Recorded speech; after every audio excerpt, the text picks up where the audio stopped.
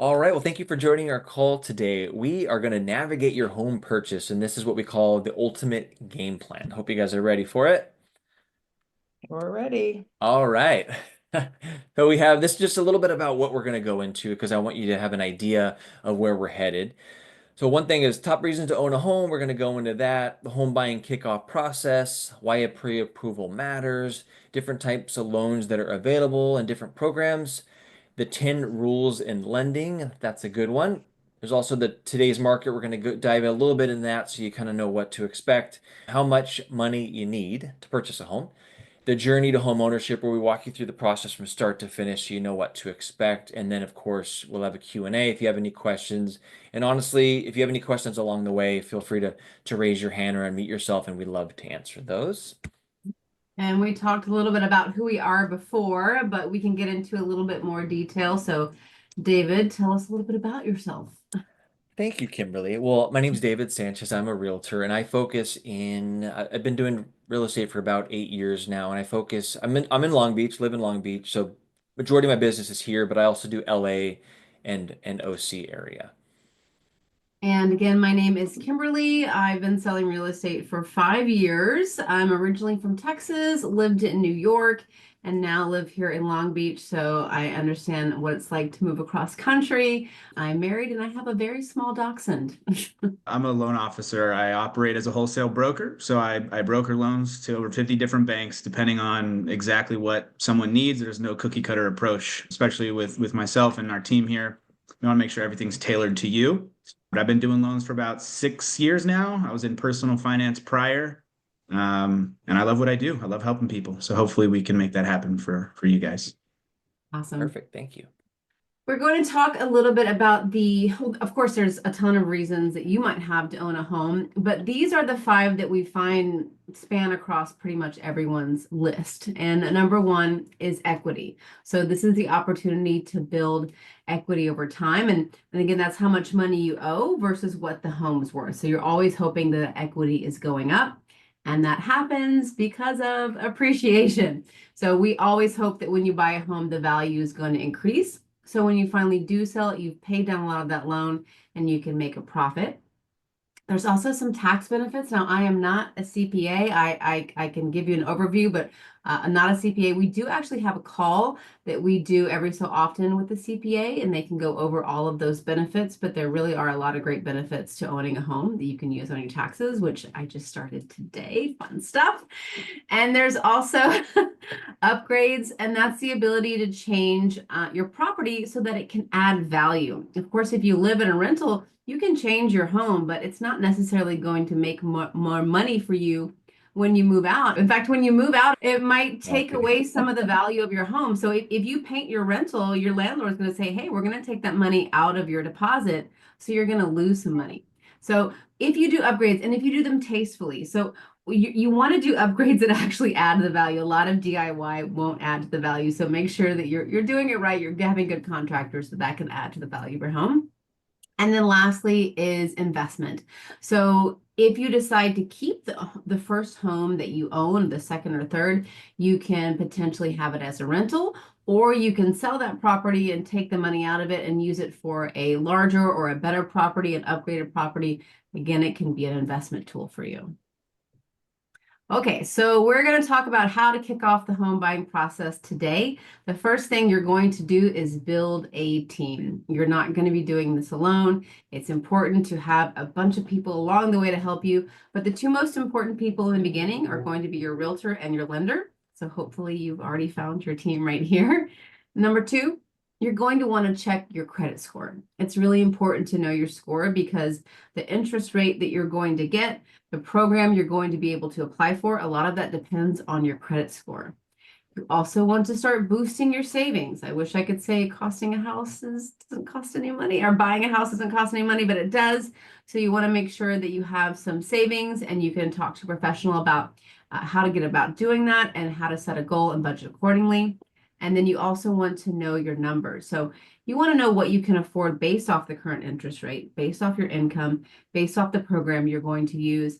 And then you can get pre-approved so that when you write that offer, it's going to be more successful than if you weren't pre-approved. which brings us to pre-approvals. So pre-approvals are very important, and maybe back in the day when our parents were buying houses, they didn't need a pre-approval before they wrote an offer. But today it's pretty much mandatory. And also when you're looking for a home, you don't want to look outside of your budget. You don't want to tour homes and say, "Oh, I really love this one. This is perfect." And then you do all the paperwork and find out that it's not within your budget. So you want to meet with the lender. You want to get that pre-approval so that you understand what your budget is. Maybe the bank is giving you more than you want to spend. Maybe they're giving you less. You need to find out what that is. You need to know also what you feel comfortable with. And again, you're going to get that in a pre-approval letter from your lender. So having a pre-approval is number one. And I'm going to turn over to Charlie now, and he's going to talk a little bit more about that process. Absolutely. Pre-approval is definitely the first step. There's definitely a difference between what you're approved for and what you're comfortable with. That's one of the main things we actually go through. I know David often says you might be approved for 1 million, but the payment that you're comfortable with is more like 750, 800. So that's why we go through that process together. What it entails really is a quick application, pretty much all online, about 15, 20 minutes. We need your name, your residence history, your social, your birthday. And to accompany that, we need some documents, your driver's license and social security card, federal loan application. We want to make sure it's you that's applying for this money. Your most recent 30 days worth of pay stubs. So if you get paid twice a month, every other week, weekly, we need a 30 days worth of pay stubs. And also the 2 most recent years of W-2. So if we were getting approved today, we would need our 30 days of pay stubs and then a 2023 and a 2024 W-2. That's if you're a wage earner. If you're self-employed, we're going to need the 2 most recent years of filed tax returns. And so that's something we can dive into together. It's like I said, no cookie cutter approach to this. If you're self-employed, we have a different little set of documents we need. If you have any additional income, or if you have any additional expenses, such as alimony, child support, permanent disability, social security, even, we want to document that. Because if you receive it, we can use it towards your qualification. If you owe it, we need to know that because that goes into our qualification. We want to make sure we're accounting for those numbers prior to going shopping for a home. We never want something to come up last minute because that could jeopardize the ability to buy that home. And then we also want 2 months of your most recent bank statements, or if it's in a brokerage account, your most recent quarterly statement, just so we can document where those funds for your down payment are coming from. We have a little saying, we don't use mattress money when buying a home. It's definitely a big no-no that we're going to have to either get around or just kind of put that in the bank. It's got to be there for 2 months in order to use mattress money. And then credit. Credit's a big point of contention, or I'd say the biggest piece of the puzzle besides our down payment and having that job, because our credit score is going to dictate what exactly we qualify for, not only from a price point perspective, but also what loan program. There's a few different programs out there. And obviously, credit is like trust, right? It takes a long time to build it, very little to lose it. My own personal philosophy is if you spend $1,000 a month, for example, on a credit card, pay that off every single month. I get it. Life happens. If you need to put something on a card, maybe it's interest free for a period of time and you pay that off. That's great. But the biggest, I'd say, no-nos from a mortgage lending perspective is missing payments. Do not miss payments on credit cards, car notes, student loans, anything whatsoever involving a monthly payment. At bare minimum, make that minimum payment on time because you will thank yourself for it when you go to get pre-approved. Couple different types of loan programs out there, especially for first-time home buyers. I'm going to start on the right-hand side. Rebecca, are you veteran by chance? No. Okay, no worries. That's the greatest loan program on the planet. It is reserved for our veterans, and rightfully so. You can put 0% down. There's no mortgage insurance, and typically the rates are slightly lower because it is a government-insured loan. But again, we're going to put that off to the side for now. The main two, I'd say, loan programs out there for first-time home buyers are going to be our FHA and our conventional. So FHA loans, a couple buzzwords, very low down payment. Your minimum down payment is 3.5%. You can have a fixed or adjustable rate. I'd say 99% of folks these days, whether they go FHA, conventional, VA, most people have a fixed rate mortgage. There's very few that have adjustable. You do have mortgage insurance associated with an FHA loan. As opposed to conventional, your mortgage insurance with FHA is one size fits all. Doesn't matter if your down payment is 3.5% or 20%. Doesn't matter if your credit score is 800 or 620. your mortgage insurance is basically the same across the board for FHA, and it never goes away. Well, at least not for 11 years. Lower minimum credit score, 580 is I actually have some banks that I can send loans to that go down to 500, but I'd say a good rule of thumb is 580. Because when you get lower than that, then we're going to have to start kind of accounting for, we need what are called extenuating circumstances where we're showing the lender, hey, my credit is less than 580, but look, I have a great job. I have a lot of assets. There's ways that we can kind of offset that, not to go too far down that rabbit hole. And again, a minimum down payment, 3.5%. On the flip side, our conventional loans, again, fixed or adjustable. Your mortgage insurance, now this is different from FHA. Your mortgage insurance with conventional, so if you don't put down 20%, but you have great credit, your mortgage insurance will more than likely be less than if you went FHA. That mortgage insurance goes away automatically when you reach 20% equity in that home. Or let's say you buy a house today with 15% down, you have a little bit of mortgage insurance, and then let's say rates drop in a year and it makes sense to refinance you. Well, at that point, we can take a look. Hey, maybe my house appreciated enough to where I'm at that 20% equity, and it would automatically be removed through that refinance as well. Conventional by nature is a little bit more strict just in how we get qualified. So that's why the minimum FICO is 620 as opposed to 580. And your minimum down payment, I know the most common thing I hear is, well, I can't buy a house. I don't have 20% down. You can buy a house with as low as 3 to 5% down. One thing I did want to ask you, Charlie, is because Yes. I get this question a lot. Someone's saying, okay, they can't put 20% down, and I tell them, hey, you don't have to. You could put less. But say with PMI, say you put 5% down or you put 15% down, which is a big difference. But what's the difference in PMI? Is that is going to be a pretty big difference, right? Like for 15% down, what would your PMI be? Yeah. Assuming the same credit score in both scenarios, I'd say it'd probably be a difference of about 100 to $150 a month difference. Obviously, 15% down is seen as less risk to the lender, right? Hmm. They're lending you less money as opposed to you only putting 5% down. So that mortgage insurance, the reason it's there, by the way, is to protect the bank.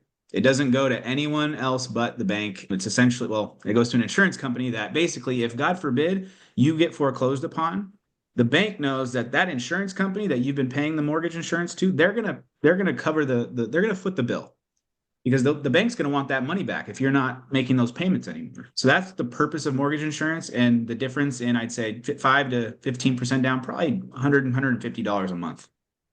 Yeah. Okay, that's good to know because people always ask that, and I tell them, hey, if you have 15% down, it's really not that. I wouldn't say Yeah. hold off a year to Yeah. wait for 20% because I think it's not going to benefit you in that case. On Okay. the conventional side too, because it's private mortgage insurance, we actually, just like when I shopped the loan for you guys to figure out who's got the best pricing and terms for that loan program, as long as we're in that conventional playing field, we also shop the mortgage insurance to different companies. Not every company is going to have the same exact rate on the mortgage insurance. We might have one company that likes your profile, meaning your credit score, your down payment, and they say, okay, it's $100 a month. And a different company might be $108 a month. Well, we're going to go with that $100 a month. Perfect. Good Thanks for question. clarifying. Yeah. Okay, so we'll jump to the next one. Awesome. So these programs, often referred to as grants or down payment assistance, they're awesome. Depending on where you're trying to buy, what kind of property you're trying to buy, you typically have to be a first-time home buyer across the board for these. Let's start on the left. CalHFA, that's the California Housing Finance Agency. They have a down payment assistance program where if you meet the income limits, meaning you don't make more than what their requirement is, you can qualify for that down payment. Essentially, what they do though is they take that down payment, let's just use 3.5%, and they tack it on the back. There's no monthly payment associated with it in some cases, but if you ever do refinance or sell that home, they're going to want that assistance that they gave to you. They're going to want that paid back. Far right, Long Beach First Time Homebuyer Assistance Program. This is an amazing one. David and Kimberly and I have used it for clients in the past. It's $25,000. It is a grant.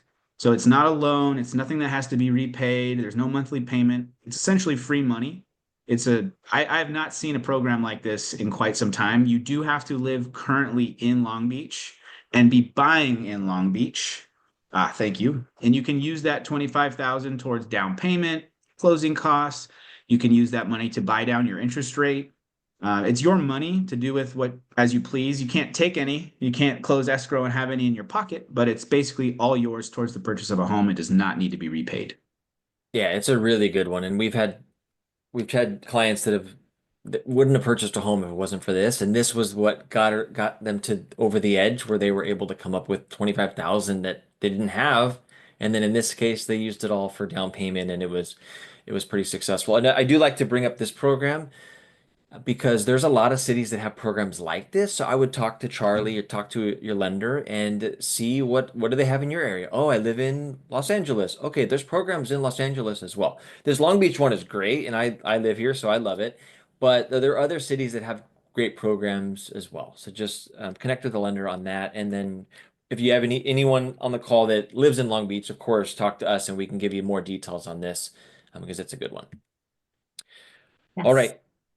And Kimberly, if you could jump into, since we're still talking about lending, I think this is a good one to jump into, and then we'll ask anyone that has questions after that. Yeah, so this is, and again, generally your lender's going to go over this with you, but we just really want to drill it in because we don't want you to write the offer, look at houses, get it accepted, and then you do your inspection of things going, and then you do one of these things, and then you can't get the home. So these are the 10 don't do them rules. Number one, proceed with caution when you change jobs, become self-employed, or quit your job. Lenders are looking for everything to be the same. So if you do need to change jobs, it should be a job in the same field. So again, if you're a doctor in one hospital and you become a doctor in a different hospital, that's okay. But you can't go from being a hairdresser to a dog walker. That's not going to really work. Number two has happened before many times. Maybe you think that you're going to get a house for 800,000, you find one for 650. Oh my gosh, we're saving all this money. We're going to go buy a new car. And now you're going to be living in that car. So I hope you really like it. You also don't want to use your credit cards excessively or let your accounts fall behind. Even once you've gotten past a lot of the steps in the escrow process, they're still looking at all of your numbers. So you want to be very careful with that. Do all of your normal spending, pay things off. And also if you need to buy something like you the place you're buying doesn't come with a refrigerator or a stove, and maybe you need to buy a new washer and dryer, it's really important to talk to your lender before you make that big purchase, because all of this can affect what's known as your debt to income rate ratio. And that's something your lender can go into more detail about. But you just want to keep all of your spending just exactly the same way it was before you went into escrow. And obviously, you're not spending money that you have set aside for closing. That's for your closing. So don't spend it. Don't get excited and think, oh, I'll make it up next month. Just keep that separate. Also, don't tell secrets or don't keep secrets. You don't want to admit any debts or liabilities from your loan application. So a lot of people don't, maybe they don't want to mention that they have to pay child support, or they don't want to talk about this credit card that they have that they use for something they don't want their partner to know about. You really have to tell them everything because they're going to find out. And if you weren't upfront in the beginning, it can really, again, make everything fall apart once you're in escrow. We already talked about buying furniture or appliances until you own your own home. Again, no big purchases. Keep everything the same way it was before. Don't apply for any new lines of credit. Again, maybe you think, oh, we were going to spend more money. Now we're not. Let's get some new credit cards so we can buy all of our new furniture. Don't do any of this until you've discussed it with your lender. Don't make large deposits without first checking with your loan officer. Charlie was talking about mattress money, right? You're like, I'm going to do my down payment and I'm keeping it in my safe. I have $200,000 in there. You need to talk with your lender before you put that $200,000 in the bank. Any money, any big deposit that goes into your bank has to be there for a little while. It's called seasoning. So they need to know about that. Same thing goes for gifts. Maybe you have an aunt or your parents are going to gift you some money to help you buy a house, and that's great. But this needs to all be run by the lender so that it's done the correct way. Also, don't change or add any bank accounts, and don't co-sign on a loan for anyone for any reason. I think you see a theme here. However you were spending your money before you went into escrow, Keep spending your money the same way. No big purchases, no new bank accounts, no new loans, none of that stuff. Just eyes on the prize. That's the house. Then you can go crazy and buy furniture and do all those fun things. And we're all on the same team, so hopefully we didn't scare you off. But speaking of that, any questions that anyone has? If you want to throw it in the chat, or you could just unmute yourself and ask a question. We also can ask them at the end of the call too. And if not, that's okay. Okay, perfect. Let's jump to the next one. All right, a little bit about today's market. So I just took a quick screenshot. For the last 30 years, you kind of have an idea. It goes up and down, up and down. And one thing I do like to bring up, which speaking of where it's at right now, you see it's at, we took this was a couple weeks ago. Charlie, since you're on the call, can you let us know where we're at now? Because I got to give an updated slide here. Yeah, I'd say as of today, we had a good day today. We're around 6.8%, give or take. Let me check right now. But we've been Great. hovering around that 7% mark for a while. We're hoping to continue to make some meaningful moves lower. We'll see what happens. Great, perfect. Okay, so that's good news for everyone here. So perfect. One thing I do like to bring up is say down here, right around here where and you probably have I have some friends and family that, oh, I got a 3% rate, I got a 2% rate, and they like to rub it in my face. But which it sounds great. But one thing I like to say is it's probably not going to go down there again. So I put pandemic interest rates unlikely to happen again. If I'm wrong, then great, you could just refinance at that point. But I honestly don't think in the foreseeable future it's going to go back down to those rates. Right now, like Charlie said, we're just under 7%. Hopefully it comes down a little bit, and I'm sure it's going to at some point. But as far as dropping all the way down to those really low ones, I don't think that's going to happen. And that's kind of why we're in the situation we are now, is because rates went super low and that made prices go up. So right now they're kind of leveling off, which I see that as a good thing. But if I'm wrong and it drops, then great. Interest rates are adjustable, so you could always just refinance and then get into that newer rate. Couple things with the market. So single family and condo inventory has started to pick up a bit. That's something that we've noticed, especially in the Long Beach area. We do a lot of business here, but we've noticed that there's been a slight uptick. Nothing crazy. It's not one of those where, oh, houses are coming out of our ears and the prices are going to drop. I don't foresee that happening at all. All the experts I talk to, we don't foresee a big housing crash or anything like that. But prices seem to be level. They're still going up, but fairly consistently. Another one I notice a lot for anyone on the call that's interested in multifamily, there are more of those popping up. I think a big part of that, so 2 to 4 units is what I look at, is that a lot of these people just don't want to deal with tenants anymore. So they're just saying, I'm just going to tap out and get rid of the, I'm going to sell this place. I don't have to deal with the tenants anymore. So I've noticed that's been more of a thing lately, but also you can get a good deal with that too if you're willing to deal with some of those tenants. You've got a lot of strategies for that. One thing we've also noticed is certain homes are on the market a little bit longer. So if you look on one of these online sites like Zillow or Realtor, then you'll see that some houses have been on the market for a while. I say it might, oh, it's been on the market for 100 days. Oh my gosh, the market's horrible, it's crashing. Talk to someone like Kimberly or myself, and we'll let you know what's happening with that house that's been on the market for 100 days. Typically, it's just way overpriced. But I see this as a great opportunity. I love an overpriced house, which that might sound weird to you, but I love a house that's been on the market for 100 days. If it's been on the market for 30 days and it's overpriced, I love it. It's great because I just got one accepted where we got it for 40,000 under the list price because hey, it was priced wrong and no one looked at it. We looked at it, we liked it, and we were like, okay, we're going to offer you this. And we were the only offer that came in. So just know that I see that as a great opportunity when houses have been on the market. But if it's priced correctly, so like with our listings, typically our average is it's one weekend on the market and then it's gone because we usually price it a little lower and then the price bids up. So there's different strategies. Personally, I think that's the best strategy. But if we find a house that's been on the market for a while, let's jump on it. All right, another one I want to bring up is there's a lot of programs out there right now. I know at the beginning of the pandemic, we didn't have like this Long Beach grant program, but now it's a thing, which is great. So there's a lot of good ones there. Negotiating the sales price, it kind of just talked about that, but we can negotiate sales price. We can negotiate credits. Once we're in escrow, that's a great time to negotiate credits. Even though you get an offer accepted here, it doesn't mean that's what you're going to get it at. You could go down from there, like you ask for credits or price drops in the middle of escrow. That's something that we love to do. And one thing I always like to say is the best time to buy is when you're ready. You'll never see Kimberly, myself, or Charlie saying, "Oh, you got to buy now," or "This is your last chance," or "You're never going to get a chance to do that." They're not going to say that. We're going to let you know it's time to buy whenever you're ready. We're going to help get you there. We're going to help get you the pre-approval and walk you through that process. That's why we have this call for people so they could feel more comfortable. But whenever you're ready, we're here for you. We're not going anywhere. All right, and So let's Kimberly. talk, yes, let's talk about readiness. So a lot of people ask, well, how do I know when I'm ready? I think I'm ready. I don't know. You tell me. So a lot of readiness comes down to finances, to be honest, and you're going to need to have some money. So let's talk about what you need. Number one is a down payment. So that payment is going to the bank to start your payment plan, and it's typically 3.5 to 20% of the home purchase. But really, we normally see between 5 and 10%. So again, we talked about this earlier. You don't have to have this mythical 20%. You just need a little bit to get going. But beyond that down payment, you are going to need some additional funds. One, you're going to need some money for an inspection.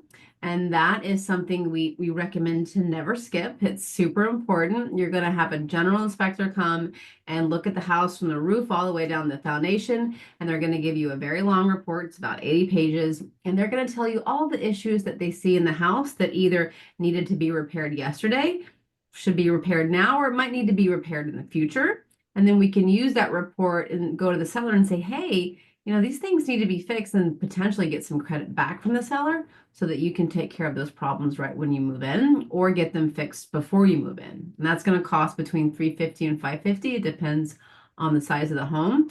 And then if you are getting a loan, the bank wants to make sure that the house is worth the amount they're loaning you. And so they're going to order an appraisal, and they're going to send someone out, and they're going to give an opinion of its value.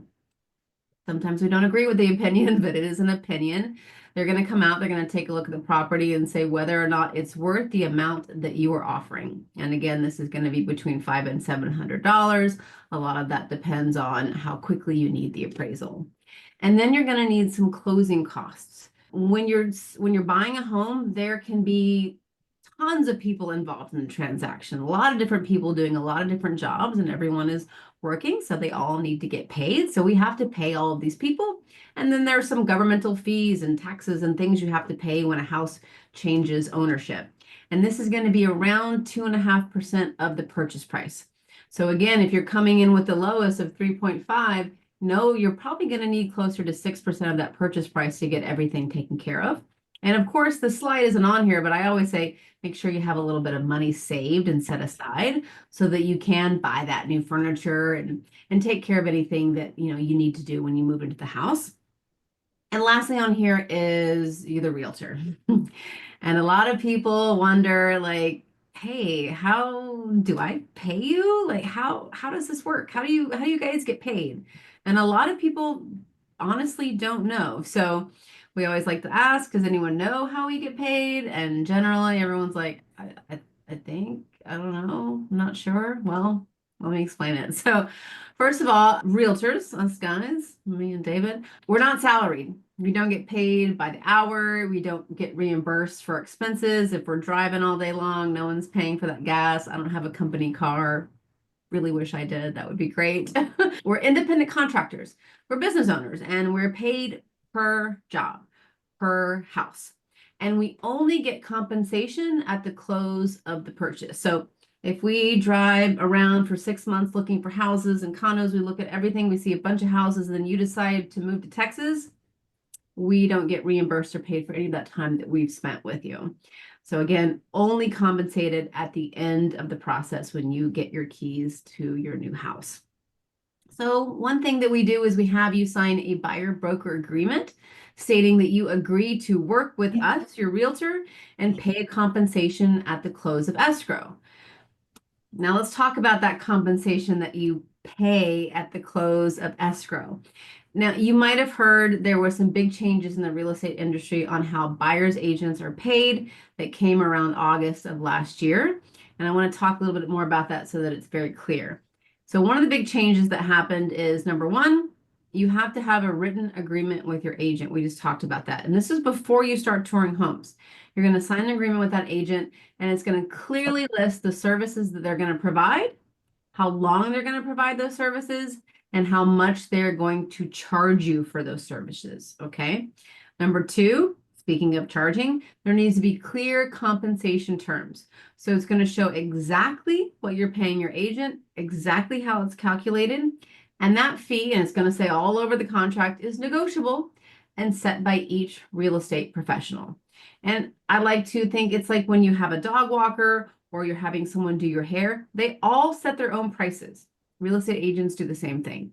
However, in the beginning of the contract, we're going to give you a price, and at the end, that fee cannot exceed what we said in the contract, but it can go down. A lot of people ask, well, this has to be signed before we start touring. Well, what if I'm doing an open house, or what if we're just doing a FaceTime tour? So these agreements need to be in place even if it's a FaceTime tour, and especially if we're doing it together, we're in person. However, if you're just popping into open houses, you do not have to have an agreement. So that's something you can do without this agreement. But remember, I've been talking a lot so far about what you're going to pay your realtor. Before these changes in 2024, the seller was paying. The seller was paying not only his agent, but the buyer's agent. And that's pretty much how it still is. So again, seller is paying for the compensation. So even though you've written out this contract saying that you're going to pay your agent a specific amount, we are going to, when we write the contract, say, hey, Mr. Seller, Jane Doe and I have agreed that you're going to pay this amount, and that she's going to pay this amount. And we would like you to cover that for us. And generally, the sellers are agreeing. And if not, that's something that we negotiate in the contract. Again, while you're at it, you can also ask the seller to cover things like closing costs, those repairs that we talked about before, and any other credit that you and your agent work together to get for you. Now, let's switch gears a little bit and talk about new builds. So, new builds are homes that are just like you see in the picture, that are being built currently, are about to be built, or just got built and no one has lived in them before. This is very appealing for a lot of people because it's brand new, fresh, and shiny. So you might have seen it online. It's like signed up for a tour, and you sign up for the tour and you go down to the office and they present you with the 3-page contract and you sign. You're like, cool. And then you call your realtor like, oh, I saw this new home and I want to buy it. And your realtor goes, well, I can't help you. New builds, when you go to see them by yourself as a buyer, they're going to have you sign that contract that is talked about, and that basically says you can't use a realtor. So if you want to see a new build, it's very, very important that you go with your realtor so that they can represent you through the transaction. Again, buying a new build without a realtor is like going to court without a lawyer. You want to have that representation, because otherwise you're going to be under their representation and they're going to be looking out for the builder, which is a large corporation, and probably don't have your best interest at heart, right? So make sure that you have us accompany you on your first visit, and that way we can represent you during the transaction. But Kimberly, it's a new build. Isn't everything perfect in a new build? No. So the thing about new builds is, again, it's a big corporation. They're making a bunch of these. We've all ordered products on Amazon and it comes like something's missing or broken, right? It happens. So you want to make sure that your realtor is there to go through the property with you. Every new build has issues, and we know how to find them and we know how to negotiate to get them fixed. Just because it's brand new does not mean it's perfect. Exactly. Yeah, I've sold a lot of new builds, and that's usually the case. There's some things that cut some corners because they made 30 of them. Right. There's Or going to be a couple things that go 30,000. wrong. Or 30,000. Yes. Um, okay, perfect. Next one I want to jump into is your house hunting checklist. So these are some things that you look for when we finally are at that point where we're looking at homes. I like to say scout out the neighborhood in person. You want to do it during the day, at night, maybe early in the morning. If you walk your dog, I think that's a great time. Like, okay, you walk your dog every night at 10 o'clock at night. Do you feel comfortable walking around in that neighborhood at 10 o'clock at night? Because you're going to be there. You got to feel comfortable. Or, oh, I wake up 4 in the morning to go to work. Okay, do you feel comfortable walking to your car? I think that's a great time to kind of go around. Another one is consider freeways. shopping activities, community amenities, different things like that. Your lifestyle, really. You want to make sure that it fits your lifestyle. If you like to go paddleboarding, it'd be nice to go, live by the Naples canals. That'd be great. You go on the freeway, you do a lot of driving. Hey, maybe if you weren't 30 minutes from the freeway, then that might make sense.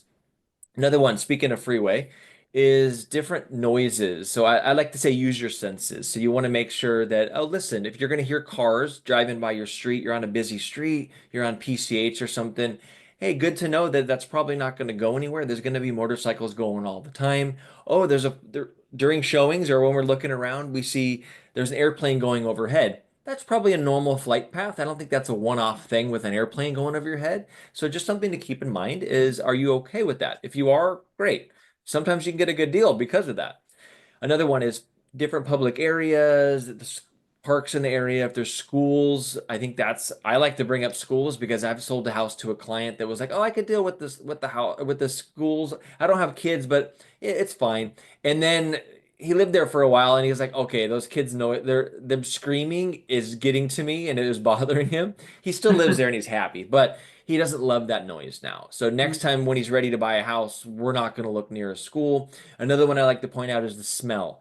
I used to live in Ontario and it was right next to Chino and there was cow manure just like right over the street and it smelled heavily like cow crap. And so we had to deal with that. And you kind of get used to it after a while, but is it my favorite scent? No. And then it also brought a lot of flies in the area and you don't want to touch those Yeah. flies. All right, so be aware of that. Another one is, say, some utilities. So, like, does the area have electricity? Like, that is something that you don't think about so much where we live, but in other areas that is a thing. Or even sewer, if it has a sewer system with its public, or if it is septic. Do they have just a big tank in their backyard that everything flows into this tank? That's good to know because that's something you need to negotiate before you write an offer for septic because it can be very expensive. So what I do is I have it certified when we write that offer, and that's how you write it. But again, something we can help with. Also, if it's close to, say, a police station or a fire station, good to know that, oh, the people that are going to protect me are close by. Great. But also, there might be sirens that go on. It's downtown, and the fire stations are across the street. You're probably going to hear sirens all the time. And if you're a light sleeper, maybe not going to be the best, but good to know that they're there. And then another one is if you're living in a community, a lot of times with condos, but also some single family homes, they have HOA communities and they have a homeowners association. So you want to be aware of that to see because there are certain guidelines that you have to follow from that. So just kind of be aware of that. And then Kimberly, you want to chat a little bit about some of these service providers? Yes. So whether or not you're thinking about buying or selling, a lot of times there are people that you need to help you through the process beyond us. You need inspectors, plumbers, electricians, foundation people, home warranty companies, insurance companies, mortgage companies, movers, and we do have a full list of people, normally several in each category, that we can either directly connect you with or give you their information. You can reach out to them. So even if you've moved in already and you're like, hey, I really want to kind of change the sink, is there someone that can help me? We'd be happy to provide that for you and connect you with the people that we vetted and that we like, know, and trust. Perfect. All right.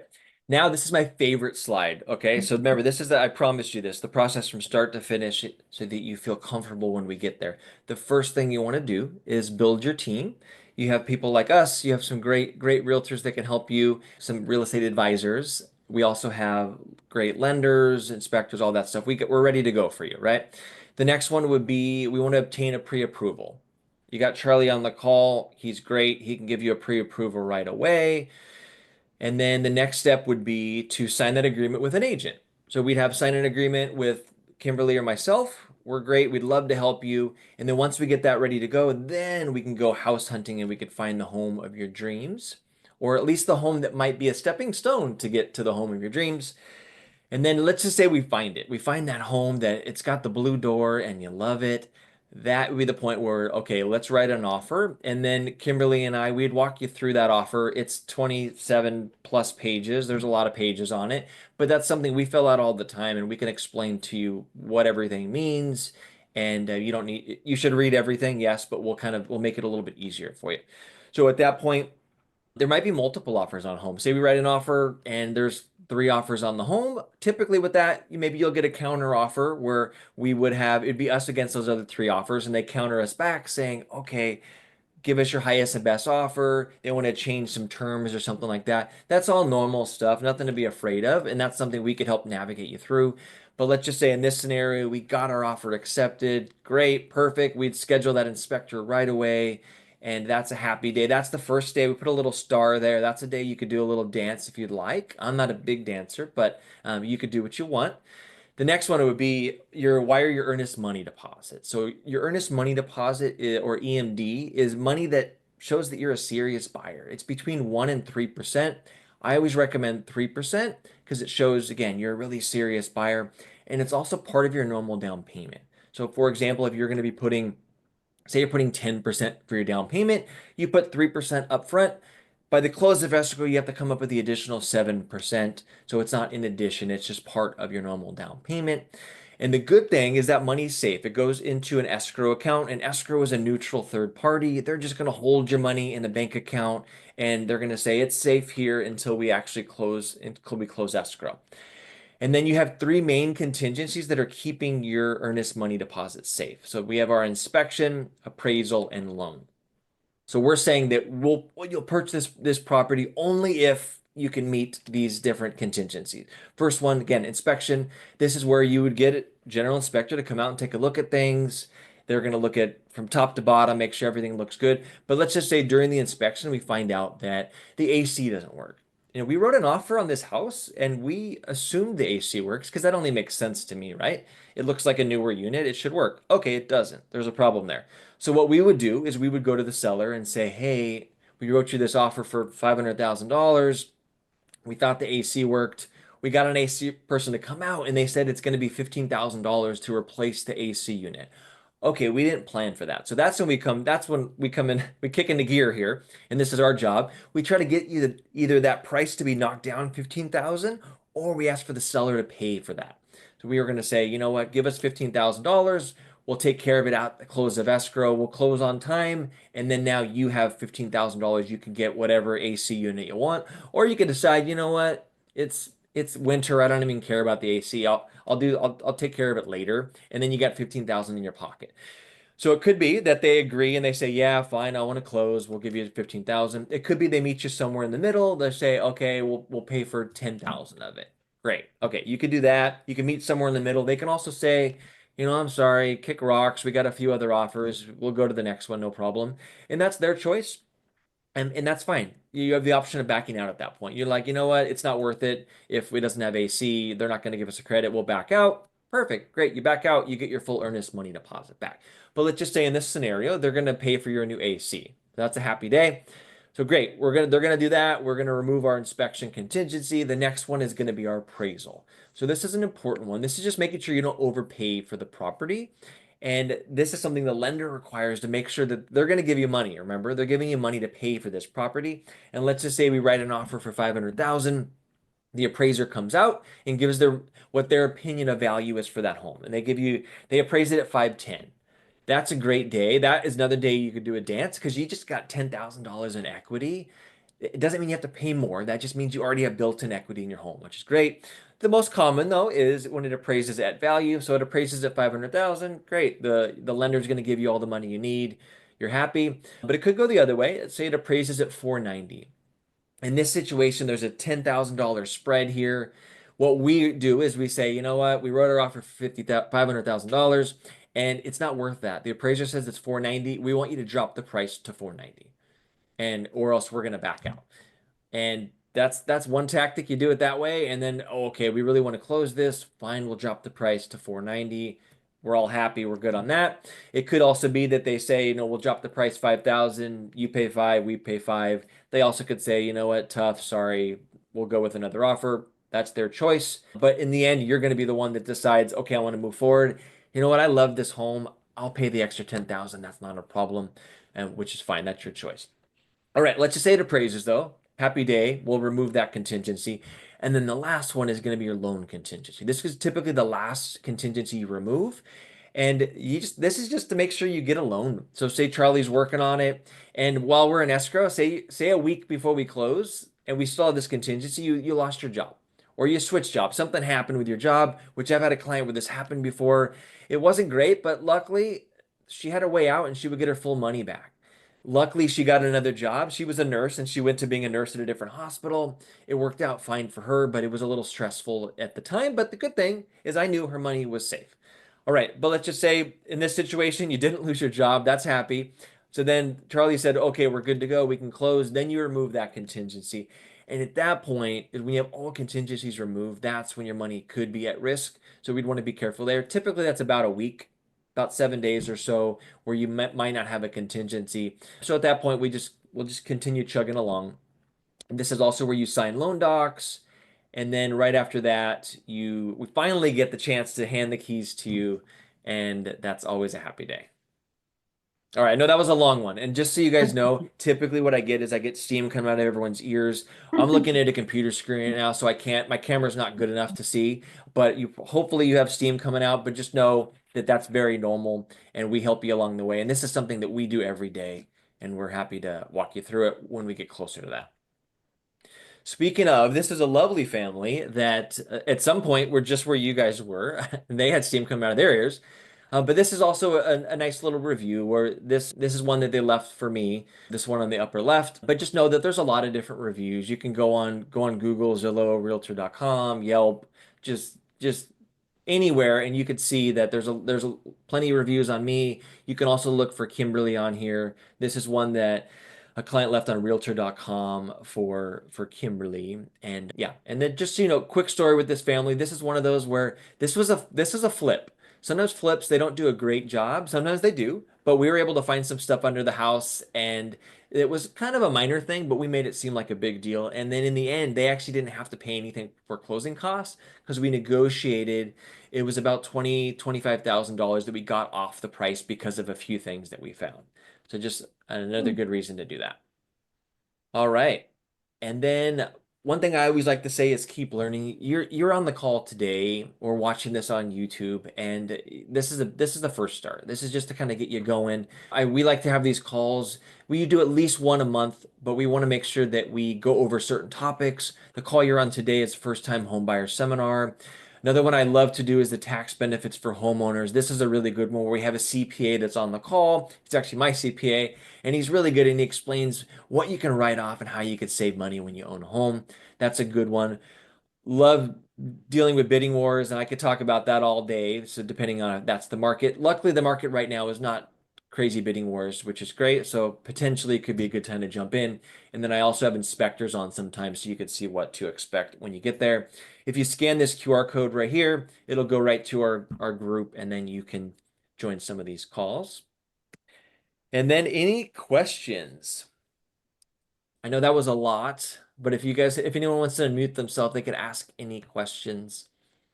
And then also know that this is my Calendly link, which if you put something on here, Kimberly and I both look at that so we can schedule a call with you and we can go over these things one-on-one. Of course, we do a seller strategy call. Most of you on the call today are first-time home buyers, so it'd probably be more of a buyer discovery session, which is where we take the time to find out exactly what you're looking for. Good things we went over a lot today, but we'll be able to find out exactly what area you're looking in, what size home, if you need a yard for your dog, all that kind of stuff.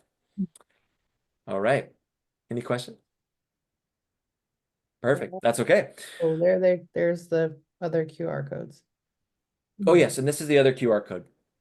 So if anyone is on Instagram here, we do a lot on Instagram and Facebook. We just put the Instagram QR code on here. If you want to watch some of our videos, we do a lot of educational stuff. And then you also can know that we're not robots. We're real people and we'll post some would say funny things, some would say dumb, but that's either way. But you can learn a little bit more about us that we love selling homes and helping people, but we have a life outside of that too, and we do some fun stuff. But this is my info. This is a good one to take a screenshot of, or if you want to take a picture of this screen, you could save our number. That's my cell phone number. You can call, text me anytime. You can also reach me on Instagram. But I want to thank everyone for being on the call today. And then Kimberly? Yeah, I also am glad that you're here. And if you have any questions, you can reach out to us directly. Happy to answer any questions that you have about anything related to real estate, or just chat, go for a coffee, whatever you like. Same for me. I echo all of that. Thank you. It was nice to meet you, and hopefully we can connect soon. Looking forward to helping you. All right, Thank great. you. Well, thank you so much for joining the call. And if you have any questions, you know, you can reach out to us, and we're happy to help.